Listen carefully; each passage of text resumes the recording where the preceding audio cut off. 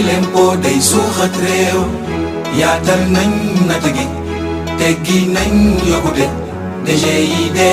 asalaamaaleykum mbokk yi dal leen ak jàmm ci Sud Fiscalité seen rubrique bu leen Sud FM seen rajo di leen ko dégtal ànd ceeg waa DGID tey jii nag ñuy waxtaanee lii di recouvrement forcé di lépp lu jëm ci fayeeku ci wàllub l'impôt ñu ngi ak chef bureau recouvrement général nekk ci direction des grandes entreprises fii ci DGID monsieur El Mamad Seck ñu ngi lay nuyu. waaw ñu ngi leen di fay Khady di nuyu ci auditeurs yi Sud FM yëpp. jërë ngeen jëf. ndax mën nga ñëw wax lan mooy recouvrement. waaw recouvrement moom bu ñu ko doon tekki rek mooy xam naa daal. pàcc ak yoon yi nga xam ne nii moom la fi yoon teg pour di jaar ci mën a fayeku bor waaye bor bi nag ñuy wax mooy bor bi nga xam ne moom la nit ñi amee impôt et domaine. te mu bokk ci mbirum impôt ak taxes yi nga xam ne moom lañ leen di laaj. donc loolu daal moom mooy recouvrement moom mooy daal nu yoon di def. ba impôt et domaine jot ci li ko nit ñi ameel waaw mu méngoo nag ak seen àq ak seen yelleef loolu mooy recouvrement. ndax am na fu ñu war a jaar laata ñuy def li recouvrement forcé. waaw balaa ñoo commencé recouvrement forcé nag yoon dafa teg benn période boo xam ne nii moom période de masla la boo xam ne impôt et domaine day commencé masla ak yow benn mooy da lay bind jox la benn këyit boo xam ne moo lay wax. ne la yow lii nga amee donc kayit googu nag moom ci boppam bu ñëwee day fekk mu en tout cas mu porté ci bor boo xam ne bor bi xam ne ñaata la xayma nañ ko lu mu toll ci xaalis wax nañ la ban date nga ko war a fay léegi bu date boobu jotee fayoo impôt et domaine da lay bind bu la bindee mu yónnee la kayit gi ne la am nga fukki fan pour nga ñëw fay. ci biir fukki fan yooyu sax soo ñëw impôt et domaine dina la oo téléphone dina la bind beneen kayit di la woo daal pour nga ñëw fay léegi nag bu naxanteeg yow ba fukki fan yi jeex fayoo bu ko defee nag mu door a mën a jàll ci li ñuy wax recouvrement forcé. ndax am na ay jumtuwaay yu ñu mën a lal rek ngir def loolee di recouvrement forcé. waaw recouvrement forcé nag moom maanaam du nu la neex nga defee ko. waaw même bu fekkee ne yow li la war dafoo ko. li nga war a fayoo ko sax administration du tëy rek dal sa kaw dafa am ay yoon yoo xam ne moom tamit moo ko tënk ci la war a jaar waaw moo tax ba dafa am ñaari yoon yoo xam ne ci la ñuy jaar benn yoon bi moom mooy yoon boo xam ne dañ ko bokk ak réew yi nga xam ne ñun ñëpp ñoo nekk ci OHADA maanaam presque réewu Afrique yi fi nekk yépp dafa am benn yoon bu leen tënk pour booy fayeeku bor donc foofu la ñuy commencer wala ñu utiliser yoon boo xam ne ni ñun daf ñu suñu yoonu bopp la moom mooy li ñuy wax ATD xam naa avis à tiers détenteur donc ñu koy wax ATD xam naa nit ñi dinañ koy dégg lu bari loolu du dara lu dul rek que nguur gi buñ ñëwee ci yow di la fayeeku fayoo dañuy bind ñi nga xam ne ñoom ñoo la ameel ne leen diw de daf ñoo ameel verser leen ñu li ko ameel pour ñu fayee ko borom.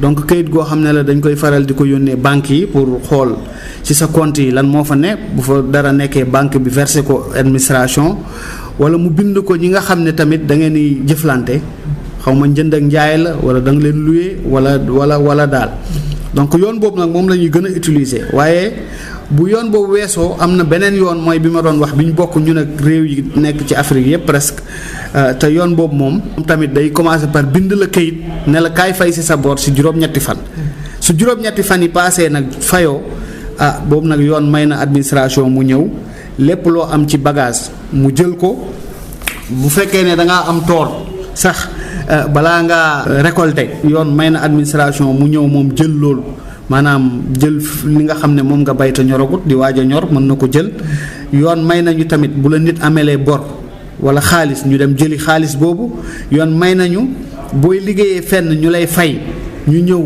kooku balaa au lieu mu fay la mu jox ñu xaalis bi waaye loolu nag moom dañuy wax rek ne du ñu jox xaalis bi yépp ndax yoon am na benn limite bu mu teg ne képp koo xam ne day liggéey mënuñ jël ci xaalisam lu ëpp maanaam boo ko xaajee ñetti yoon mënuñ jël lu ëpp ñaari benn bi lañ lay bàyyee mën nañ tamit jël lépp loo xam ne nii daal yow da nga ko da nga am ay participation ci ay société su loolu doxut nag bu fekkee daf nañ saisi bien yooyu yëpp jaay ko li nga amee ba léegi mënul fay nguur gi door a am possibilité nag saisir say bien immeuble maanaam say suuf ak say kër ak say yooyu waaw loolu daal mooy moyen de recouvrement forcé yi nga xam ne moom moo am di leen wax rek ne leen ñëpp gis nañ ne impôt et domaine du ko neex daal mu doxalee ndax balaa mu la topp dafa am fu muy jaar bu lay topp it dafa am yoon bu muy jaar.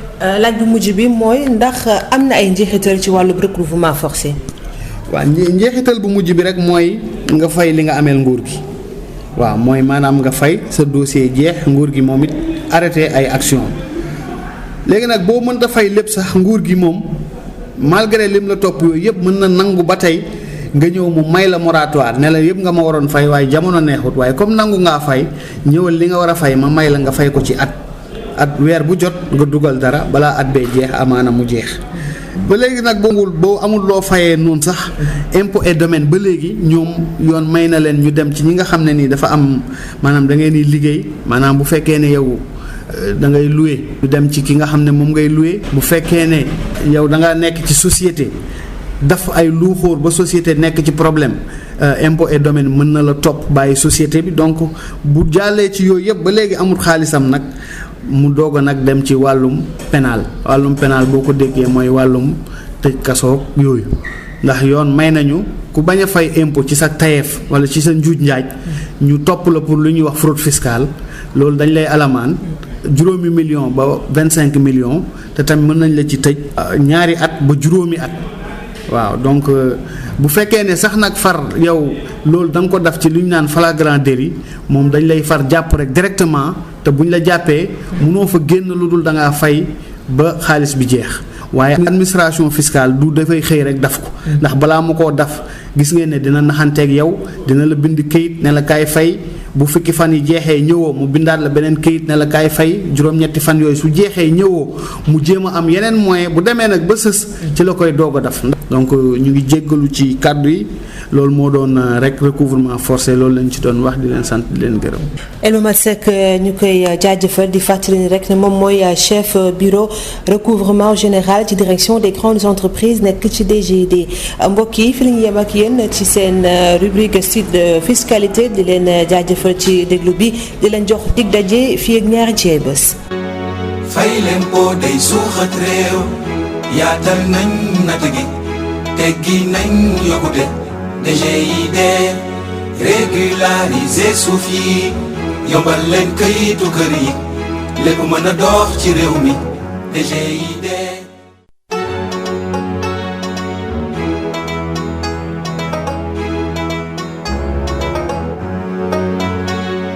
fay l'impôt day suuxat réew yaatal nañ natt gi teggi nañ yokkute DGID.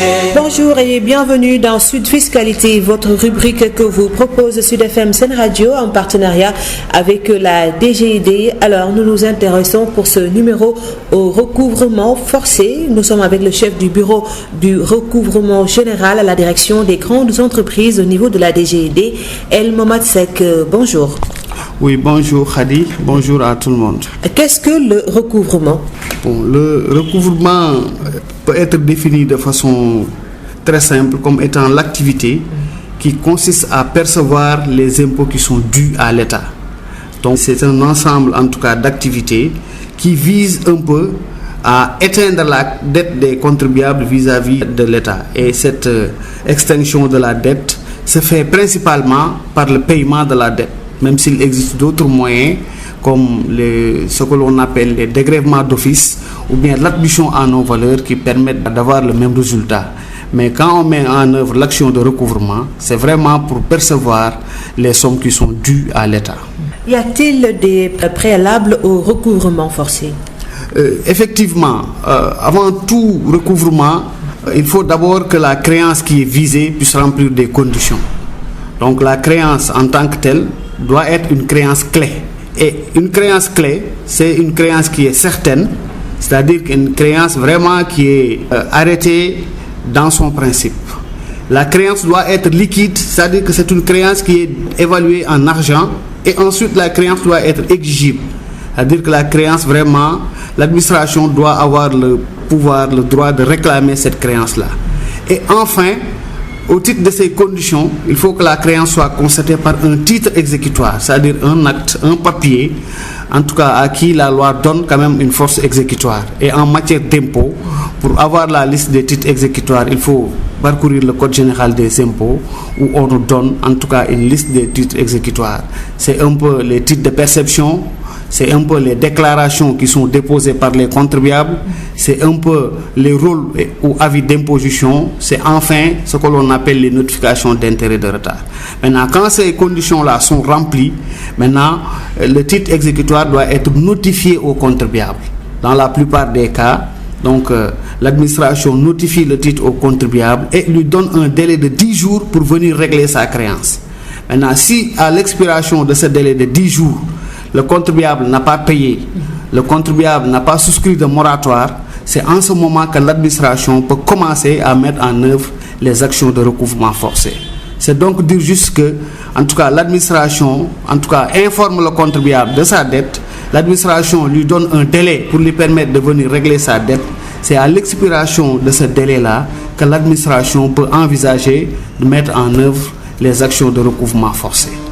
Donc, il faut l'échec des actions de recouvrement amiable et je vous dis d'ailleurs que la mise en œuvre du recouvrement amiable est obligatoire avant toute mise en œuvre du recouvrement forcé. Donc c'était ça les préalables qu'il fallait peut-être gérer avant d'entamer le recouvrement forcé en tant que tel. Et quels sont les moyens de recouvrement forcé? Voilà. Les moyens de recouvrement forcé qui peuvent être utilisés au Sénégal sont de deux ordres. C'est d'abord les voies d'exécution prévues par l'acte uniforme portant sur les procédures de recouvrement des créances et les voies d'exécution. C'est également le Code général des impôts. Maintenant, pour ce qui concerne le Code général des impôts, le principal moyen de recouvrement forcé qui existe est constitué par l'avis à tiers détenteur.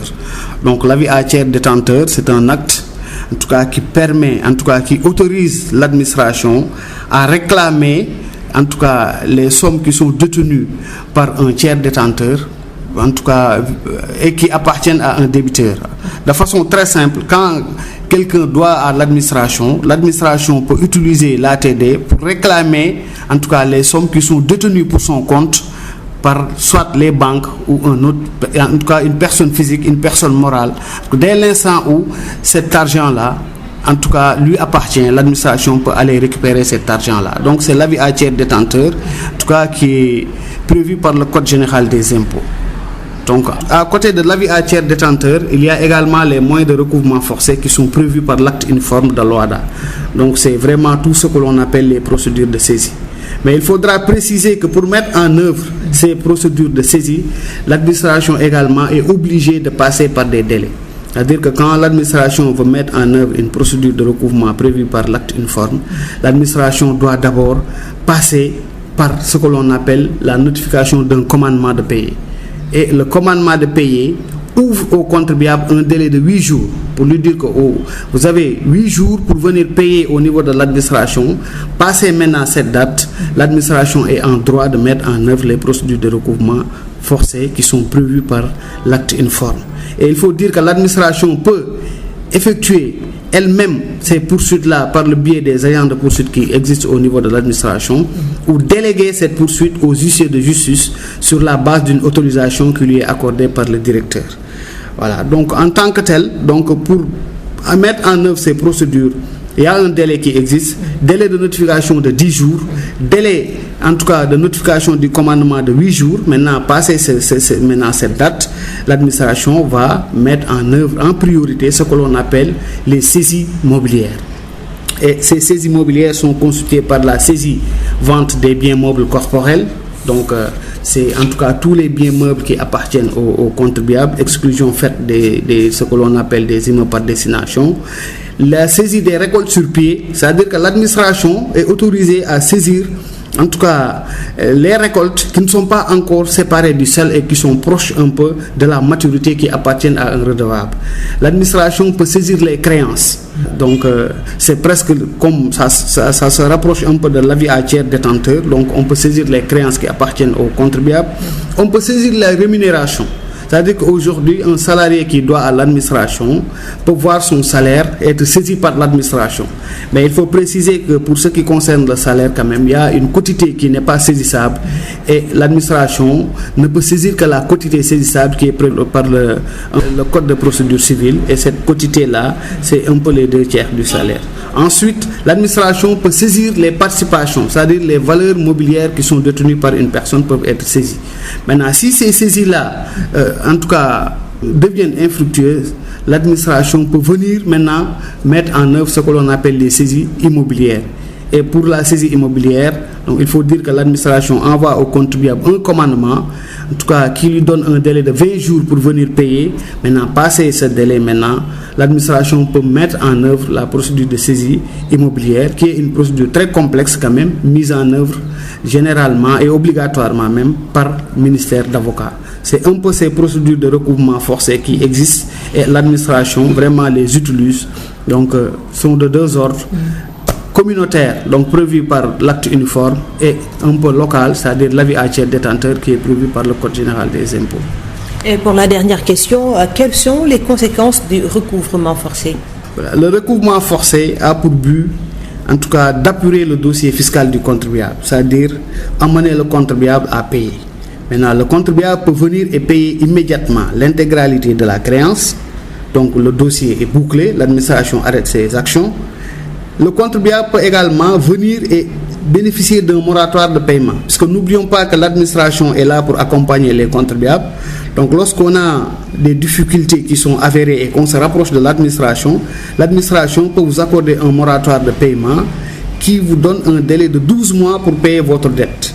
Voilà. Maintenant, si on rencontre des difficultés pour le paiement total, si on rencontre des difficultés également pour obtenir un moratoire, l'administration peut mettre en œuvre des procédures qui permettent aux contribuables en tout cas d'être poursuivis autrement. C'est-à-dire que l'administration peut invoquer la solidarité et la responsabilité des gens. Par exemple, si on est au niveau d'une société, l'administration peut mettre en œuvre des procédures de recouvrement contre la personne, le dirigeant par exemple, qui a été responsable, en tout cas qui a fait des manœuvres et des dissimulations qui ont conduit un peu la société dans une situation en tout cas débitrice. L'administration peut également, si toutes ces procédures-là échouent, l'administration peut mettre en œuvre les procédures pénales. C'est-à-dire qu'aujourd'hui, l'administration peut mettre en œuvre ce que l'on appelle la fraude fiscale, qui lui permet en tout cas d'engager la responsabilité pénale du contribuable qui ne paye pas. Et pour la fraude fiscale, il faut dire que le Code général des impôts est assez sévère, puisqu'on prévoit une amende de 5 millions à 25 millions et un emprisonnement de 2 ans à 5 ans. Et figurez-vous bien que lorsque cette fraude fiscale-là a été effectuée dans des conditions de flagrant délit, le mandat de dépôt même devient obligatoire. Et en cas de mandat de dépôt, le contribuable ne peut être en tout cas acquitté, le mandat de dépôt ne peut être levé que si le contribuable paye l'intégralité des impôts qui lui doivent. Donc c'est des procédures qui sont là, qui sont très contraignantes, mais tout le monde reconnaît que l'administration en tout cas est plus dans les procédures amiables, l'administration est plus dans l'accompagnement que dans la répression. Donc c'est vraiment ce qu'on peut dire sur le recouvrement forcé en général. C'est des moyens qui sont là, des moyens exorbitants de droit commun, mais que l'administration quand même met en œuvre avec intelligence, et très souvent l'administration en tout cas privilégie le recouvrement amiable. Monsieur El Mamad Seck, je vous remercie. Ok, je vous remercie Khady. Merci. Je rappelle que vous êtes le chef du bureau du recouvrement général à la direction des grandes entreprises. C'en est tout, chers auditeurs et auditrices. Merci de nous avoir suivis. Rendez-vous dans 15 jours. fay lempo day suuxat réew yaatal nañ natt gi teggi nañ yokkute DGID régulariser suuf yi yombal leen këyitu kër yi lépp mën a dox ci réew mi DGID